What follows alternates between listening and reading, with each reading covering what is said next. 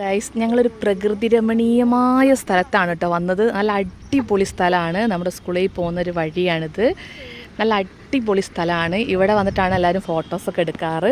അപ്പോൾ നമ്മളും ഫോട്ടോസൊക്കെ എടുക്കാൻ വേണ്ടി വന്നാൽ അതവിടെ അഖിലേൻ്റെ ഫോട്ടോഷൂട്ടാണ് നടക്കുന്നത്. ഹന്നയാണ് ഫോട്ടോഗ്രാഫർ. എന്താ പറയുക, ഫോട്ടോഗ്രാഫി എന്താ പറയുക?